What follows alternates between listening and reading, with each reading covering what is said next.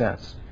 Now, when the particularist says, I might be mistaken, the particularist uses what's called an epistemic might. And that means there are good reasons for thinking that I'm mistaken. There are good reasons for thinking that I'm mistaken. So what the particularist says is, look, let me go one more step here, and then I'll give you a dialogue and try to illustrate it and make it clearer. The particularist says, I don't have to refute the skeptic, I have to rebut him. I don't have to show skepticism's false. All I have to do is show that the skeptic hasn't given me good reasons for thinking he's right. Okay, so here I say, I had coffee for breakfast this morning. And the skeptic says, well, you know, isn't it possible? Might you not be mistaken? Isn't that logically possible? And the particularist says, yes, it is logically possible. But it's not epistemically possible. In other words, while it's barely possible I'm mistaken, there aren't any good reasons for thinking I actually am mistaken. And until you can give me some grounds for thinking that I am mistaken about this, then I don't have to think that I am mistaken. And you haven't given me grounds for thinking that your skepticism is correct. You haven't given me grounds for thinking that I am mistaken in my claim to know that I had coffee for breakfast this morning. So a guy comes up to me after an evangelistic meeting, and I tried to give an argument for God's existence based upon morality. And I started by asserting some propositions that I claimed all people in their fair moments would know would be true. And I claimed that torturing babies for fun was wrong, and that kindness and mercy were virtues and that sort of thing, and not vices. And being revengeful, hate-filled people would be to be filled with vice. And the claim was that I was asked, well, gosh, how do you know those things? I mean, and I said, well, you know, why? Tell me why you think that this is a problem with knowing these things. Well, you know, we all make claims, don't we, that we could be mistaken about, right? And isn't it possible that you're wrong about this? In fact, I'd like to see how you could prove you're right. And I said, well, look, from the fact that I could be wrong about it, it doesn't follow that I am wrong about it. And in fact, I know this, and I believe you know it. I believe you know that torturing babies for fun is wrong. What would make you think we can't know it? Now, what I had done, now you've got to be careful with this, because you can't just wield this kind of thing in every question whatsoever. Now remember, the questions like, did Jesus raise from the dead, or is abortion wrong, or things of that sort, may require more argument. Right now what I'm just talking about is whether we can know anything at all. And what I'm going to claim is that we go from clear things we know, and we develop criteria, and then we move to problem areas and build knowledge that way. But we start with clear cases. We reflect on them and learn, and then we extend knowledge by developing criteria into new areas. But if we can't start with things we know, we will never be able to develop criteria to judge things we're puzzled about. That's where I'm headed with this. Now, of the two tasks of epistemology, the skeptic emphasizes avoiding false beliefs. The skeptic says, look, I don't want to have any false beliefs that I believe, and I'd rather avoid false beliefs than have true beliefs. The particularist cares more for truth than avoiding error. It's kind of like the theist who cares more, who believes that God, and Bill Craig, I think, has argued this in a different way, so this is not a direct quote, but that God is more concerned about getting people to heaven than he is about keeping people out of hell.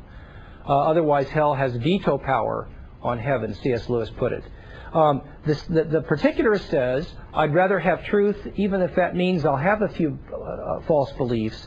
The skeptic would rather have no false beliefs, even if that means missing the truth. You see the difference there? May I say something to you very important about this?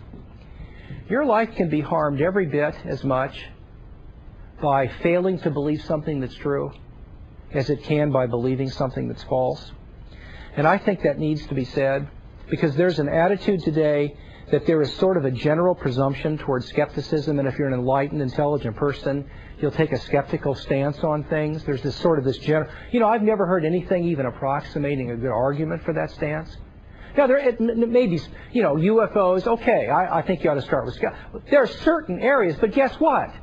When we start with skeptical positions about certain areas of life, that's usually based on other things we already know, right?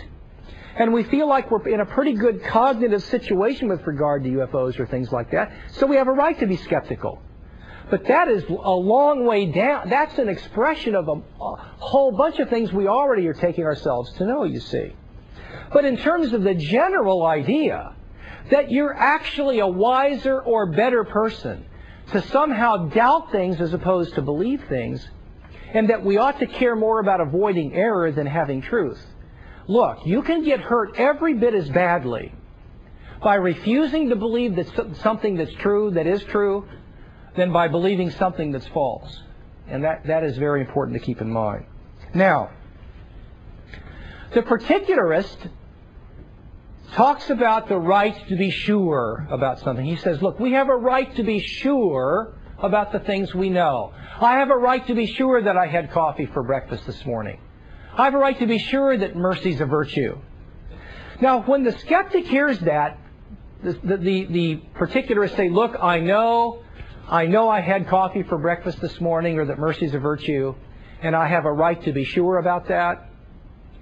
The skeptic hears that by saying, I'm going to be dogmatic in the sense that I am closed to the issue. I'm not willing to read anything more about it. I'm not willing to listen to any further arguments against my view.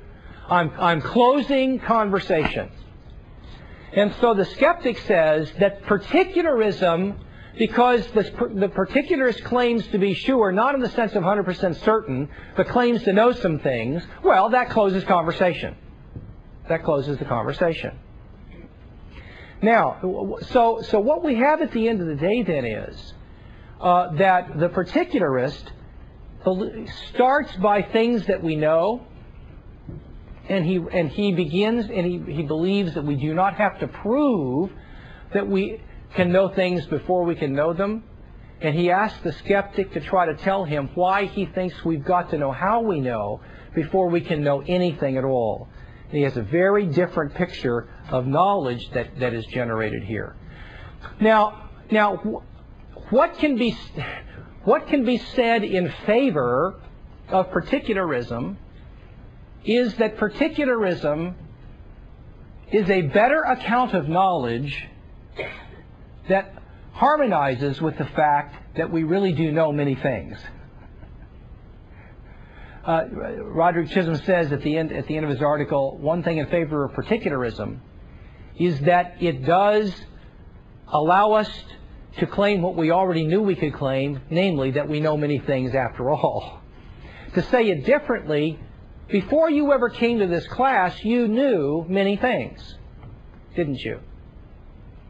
And the particularist account is an account of knowledge that makes sense out of the fact that you know many things. If the skeptical account of knowledge is accepted, then it turns out that you and I know either nothing or precious little. And skepticism then is an inadequate account of knowledge because it does not account for the things that we know independently of our discussion of skepticism. Now the skeptic can say, well, that is itself question begging. And then you can have the conversation all over again. So what I want to suggest is then that you don't need to say how you can know things in general before you can know anything. Now that doesn't mean there aren't places where argument and evidence are important before you can know things. And being able to spell out evidence isn't important before you can know things. But I'm suggesting that in general, we don't start as knowers by having to answer how we know things. We start with individual things we know, and we build up to develop criteria of weighing evidence and that sort of thing, and we extend our knowledge. Now, I want to suggest a couple of other things before we close here. And I want to say something about things that we know apart from the use of the senses. Things that we know apart